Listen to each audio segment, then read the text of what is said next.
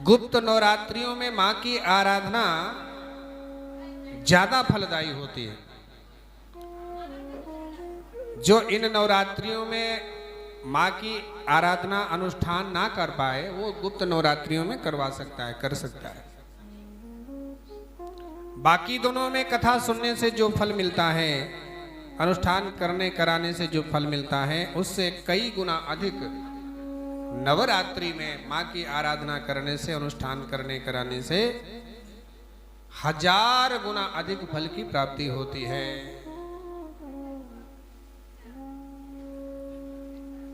आइए। और नवरात्रि, मां के गर्भ में बालक कितने दिन रहता है? कितने महीने रहता है? 9 महीने। तो 9 दिन तक जो मां की आराधना कर लेता है उसको फिर मां के गर्भ में नहीं आना पड़ता। आदरणीय भगत जी सम्मानित कर रहे हैं महाराज जी को, महाराज जी से आशीर्वाद लेने आए।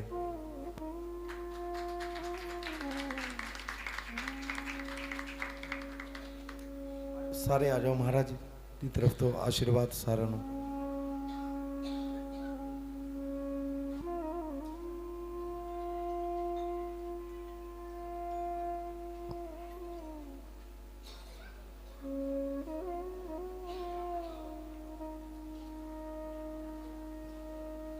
आए हुए सभी भक्तों का श्री संकट मोचन हनुमान जी मंदिर मंच श्री स्वामी श्री राघवदास जी महाराज जी की तरफ से और आचार्य श्री शिवांश भाई जी की तरफ से स्वागत है।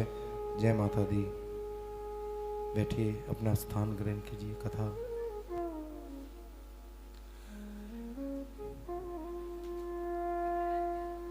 तो मैंने कहा कि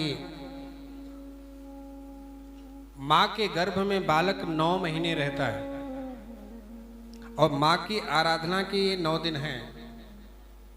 जो मां की आराधना 9 दिन तक कर लेता है उसको मां के गर्भ में नहीं आना पड़ता। वो फिर हमेशा हमेशा से जीवन मुक्त हो जाता है। मां के श्री चरणों में वो विलीन हो जाता है। और शास्त्र कहते हैं कि गर्भवास समम दुखम न भूतो न भविष्यति। गर्भवास के बराबर दुख होता ही नहीं महाराज। मां के पेट में क्या होता है? मां के क्या, हर किसी के पेट में मलमूत्र भरा होता है। उसी मलमूत्र गंदगी में 9 महीने तक बालक कैसे रहता है? पतली सी झिल्ली में गंदगी से लिपटा हुआ, सांस भी नहीं ले सकता, ठीक से आवाज भी नहीं निकलती, हाथ पैर भी नहीं फैला सकता। माँ जैसा भी खाती है उसी में उसे जीना होता है। अगर माँ बहुत ज़्यादा कड़वा खा लेती है तो बच्चे को वेदना होती है। बहुत गरम गरम कुछ खा पी ले तो बच्चे का शरीर जलता है। तीखा कसैला खा ले उससे भी बच्चे को दिक्कत परेशानी होती है। ऐसे कष्टों को झेलता हुआ 9 महीने के बाद बालक जन्म लेता है। उसके बाद भी कितने कष्ट, जब तक बोल नहीं पाता तब तक कितना कष्ट।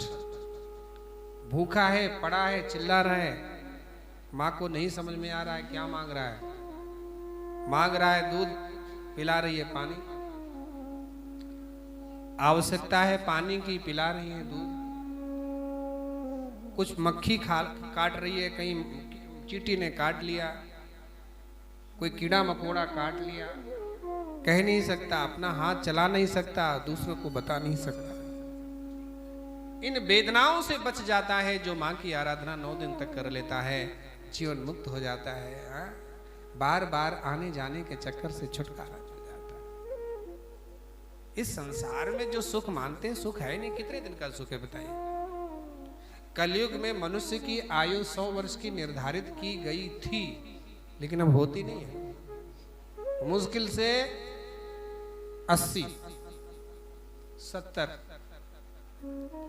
80 तक तो कोई बहुत महापुरुष लोग जाते हैं। 100 तो बहुत ही, कोई 100 में से 2-3% ही 100 को टच करते होंगे, नहीं तो 80 और 70, 80-70 के बीच में 80 मान लो। 80 वर्ष की आयु में 20 वर्ष तो आप ऐसे ही चले गए। 20 वर्ष की आयु कब निकल जाती है पता ही नहीं चलता। इस 20 वर्ष में जन्म के बाद बचपना भी गुजारना होता है, खेलना कूदना, पढ़ाई लिखाई, मौज मस्ती, ऐसे करते करते 20 वर्ष कब बीत गए कुछ पता नहीं चलता, खत्म। अब 80 में कितने बचे जी? 60 वर्ष। 20 वर्ष के बाद अब पढ़ाई लिखाई करते करते करते करते ग्रेजुएट होते होते 25 साल का बालक हो जाता है, लगभग 22 से 25। फिर नौकरी का ढूंढना, ऐसे करते करके 25 साल वो नौकरी के चक्कर में बड़े टेंशन, पढ़ाई लिखाई सारी डिग्रियां मिल गई, नौकरी नहीं लग रही है, भटक रहा है। 25 साल तक की उम्र ये निकल गई, कुछ पता नहीं चला कब गई, खत्म। वो बेचारा टेंशन में 25 साल का हो गया हूँ, अभी नौकरी लगी नहीं। पिताजी कहते हैं सारा पैसा मैंने तेरे पर खर्च कर दिया पढ़ाई लिखाई करके, तेरी नौकरी नहीं लग रही, अब तू मेरे सिर पर बोझ है। अब बेचारा उस टेंशन में, अब जैसे तैसे करके पिताजी कहते हैं इसकी शादी कर देते हैं, अपना परिवार खुद संभाले, हम कहाँ तक इसको झेलेंगे। शादी कर दिया, पहले अपने जीवन का नहीं झेल पा रहा था जीव, पत्नी और आ गई, थोड़े दिन बाद बच्चे आ गए। माता पिता ने कह दिया भैया अब तुम अपना काम करो, हम अपना काम करें, पढ़ाना लिखना मेरा काम था, कर दिया। अब वो पत्नी बच्चे के परवरिश में लग गया, कमाने लग गया, खोते की तरह सुबह से शाम तक लगा रहता है। सुबह गया शाम को आया, देर रात आया, खाया पिया, पढ़ के सो गया, फिर सुबह जाने की तैयारी। ऐसे करते करते करते करते 60 वर्ष तक तो करते हैं ना, सरकार भी 60 वर्ष में रिटायर करती है। 60 वर्ष तक तो खूब काम लिया जाता है, सरकार भी लेती है, तो परिवार वाले क्यों ना लेंगे भाई। 60 वर्ष तक काम लिया गया। अब कितने साल बचे? 20 साल तो खेलने में, और 20 साल के बाद मान लिया नौकरी लगी तो 60 साल, तो 60 तो 40, 20 में 60 में 20 का 60 मतलब पूरे 60 साल जी लिया इंसान। 80 में बचे 20 साल।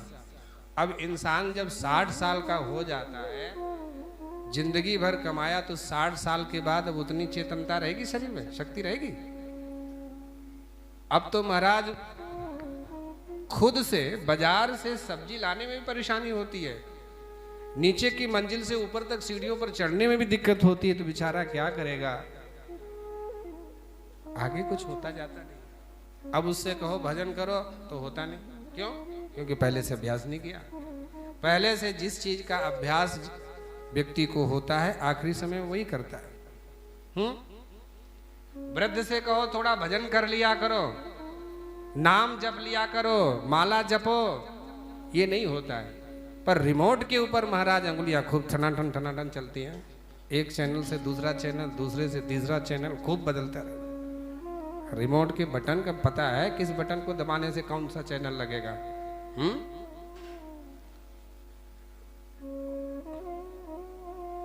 माता जी आपको कह रही हैं कि ये रिमोट बहुत बदलते हैं, ऐसा नहीं है। ये माता को मैं शुरू से देख रहा हूँ, आपको भी सबसे पहले आना, सबसे बाद में जाना, और बड़े मनोयोग के साथ कथा सुनना। नाम तो नहीं जानता, पर माँ बहुत प्रेम से कथा सुनती है। हमारी जितनी भी माताएं और बहनें यहाँ बैठी हैं, सबसे पहले आती हैं, और हमारे वो बहन बैठी हैं, सारी व्यवस्था संभालती हैं। प्रसाद के समय तो हमारे ऊपर ही सब कुछ लोग चढ़ जाए यहाँ ब्यास गद्दी पर, बहुत संभालती हैं। तो ये बहनें जो है काफ़ी संभाले हैं। ये मंदिर की महिला मंडली है, बहुत अच्छा, आप सब माताओं ने बहनों ने साथ दिया, और बड़ा अच्छा सुंदर कार्यक्रम हुआ, हो गया।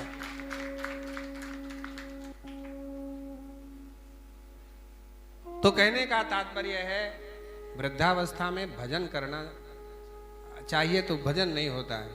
फिर वो बस टीवी में देखते देखते देखते देखते और बस सो जाते हैं, फिर बस वही सुबह से शाम तक वही चलता रहता है, भजन नहीं होता। अरे भजन कब करोगे? जीवन में का सार तो वही है, आपने कोठी बना दी, धन दौलत इकट्ठा करके कमा कर बच्चों में लगा दिया। आप सोचो बच्चे एहसान मानेंगे? बिल्कुल नहीं। बच्चे ये कहते हैं कोई आपने नया काम किया है क्या? तुम्हारे लिए भी तो तुम्हारे माँ बाप करके गए, इसलिए आपने भी हमारे लिए किया, हम अपने के लिए कर लेंगे। बच्चे भी कोई एहसान मानने वाले नहीं हैं। कौन करता है किसी को याद मर जाने के बाद, सूंघता कोई नहीं है फूल मुरझाने के बाद। सोचते हैं महल बना देंगे, कोठी बना देंगे, बैंक बैलेंस भर के मर जाएंगे तो बच्चे हमारी याद करेंगे, हमारे पिता ने खूब कमा कमा के धर दिया है। हाँ, मौज। कोई नहीं याद करता। हाँ, साल में जब 2-3 साल के बाद बच्चों से पूछो पिताजी की डेट कौन सी है, किस दिन पधारे थे, तो वो भी भूल जाते हैं। हाँ, परिवार में एक दूसरे से पूछते हैं पिताजी कब खत्म हुए थे, कौन से महीने में, कौन सी डेट, वो भी अपने पिता की डेट भी याद नहीं होती महाराज, किस दिन खत्म हुए। तो ये भूल जाओ कि हम जो कर रहे हैं अपने बच्चों के लिए, परिवार के लिए, एहसान मानेंगे या बाद में याद करेंगे, कोई नहीं याद करने वाला है।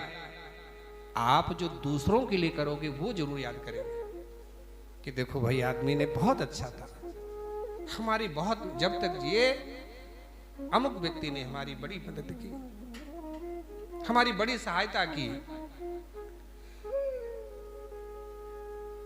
कबीरा जब हम पैदा भये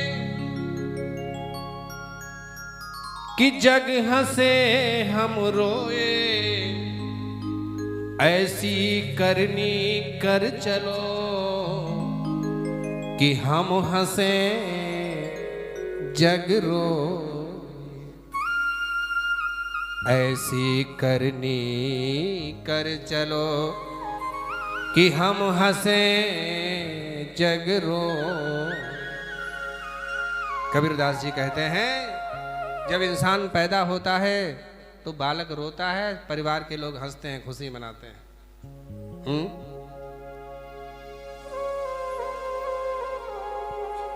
अब जाने का भी वक्त आता है, जैसे आए थे वैसे ही जाना भी है। तो जाते वक्त लोग हंसें, इसको अच्छा नहीं मानते। जाते समय लोग रोएं और तुम हंसो। रोते कब हैं? जब कुछ अच्छा काम करके जाओगे। और हंसते कब हैं? जब बुरा काम कर रहे होगे, आस पड़ोसी को दुखी कर रहे होगे, मरने के बाद कहते हैं अच्छा हुआ मर गया। पूरी गली में गंद फैलाया था, बड़ा तंग किया था, जीना हराम किए था, नाली बंद कर देता था, दरवाजे के सामने गाड़ी खड़ी कर देता, निकलने नहीं देता, जब कहते साइड में कर दो तो गालियां बकता था, अच्छा हुआ चला गया। सब कई जगह ऐसा होता है। देखिए, समाज में रह करके एक दूसरे के पूरक बन के रहो, लोग प्रशंसा करें ऐसे कर्म करो, जाने के बाद भी प्रशंसा, हाँ भाई कोई आदमी हीरा आदमी था। कर्तिर यस्य सजीवती, इस संसार में आया है सो जाएगा, राजा रंक फकीर, कोई विमानन चढ़ चला, कोई बंधा जंजीर। जिस संसार में आया, आना तो सबको है। अच्छे कर्म करने वाले स्वर्ण विमान में बैठ करके जाते हैं, नारायण के पार्षद लेने के लिए आते हैं, और बुरे कर्म करने वाले यमदूतों के द्वारा ताड़ित होते हुए, पीटते हुए, उनके हाथ में हथकड़ी बेड़ी बांधी जाती है, घसीटते हुए उनको ले जाया जाता है। भूख प्यास से तड़पते हुए, घसीटते हुए ले जाकर उन्हें नरक में डाल दिया जाता है।